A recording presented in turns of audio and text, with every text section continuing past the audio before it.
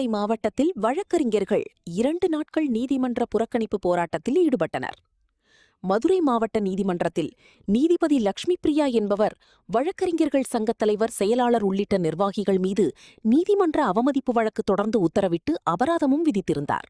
இதற்கு கண்டனம் தெரிவித்தும் நீதிமன்றத்தில் வழக்கறிஞர்களுக்கு பாதுகாப்பு வழங்க வலியுறுத்தியும் வழக்கறிஞர்கள் நேற்றும் இன்றும் 2 நாள் நீதிமன்ற புறக்கணிப்பு போராட்டத்தில் ஈடுபட்டுள்ளனர்.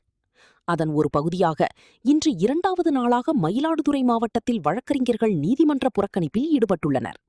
மயிலாடுதுறை ஒருங்கிணைந்த நீதிமன்ற வளாகத்தில் நீதித்துறை நடுவர் நீதிமன்றம், குற்றவியல் நடுவர் நீதிமன்றம் உள்ளிட்ட 8 நீதிமன்றங்கள் இயங்கி வருகின்றன.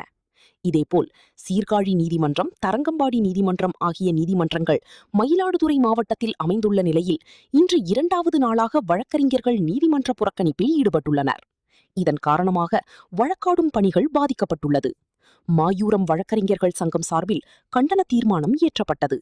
நீதிமன்ற புறக்கணிப்பு என்பது மதுரை மாவட்ட நீதிமன்றத்தின் கீழ் இயங்கும் JM நீதித்துறை நடுவர் எண் 5 லட்சுமி பிரியா என்ற நீதிபதி ஒரு வழக்கறிஞருக்கு எதிராக பிறப்பித்த உத்தரவை நீக்குதல் செய்ய சொல்லி அந்த வழக்கறிஞர் சங்கத்தின் தலைவர் மற்றும் செயலாளர்கள் மற்றும் பொறுப்பாளர்கள் சென்று கேட்டதற்கு அவர்கள் மீதும் நீதிமன்ற அவமதிப்பு வழக்கு தாக்கல் செய்து அவர்களுக்கு அபராதம் விதித்ததன் காரணமாகவும் அதை நீக்குதல் செய்ய வேண்டியும், இது போன்ற சம்பவங்கள் தொடர்ந்து நடைபெறக்கூடாது என்பதற்காகவும், மேலும் வழக்கறிஞர் சேமநல நிதி 10 லட்சத்திலிருந்து 25 லட்சமாக உயர்த்தி கொடுக்க வேண்டியும் ஜாக் கூட்டமைப்பு கேட்டுக்கொண்டதற்கு இணங்க நமது சங்கம் ஜாக் கூட்டமைப்பில் உறுப்பினராக உள்ளது. எனவே ஜாக் கூட்டமைப்பின் வேண்டுகோளுக்கு இணங்க 2 நாள் நீதிமன்ற புறக்கணிப்பு நடைபெறுகிறது.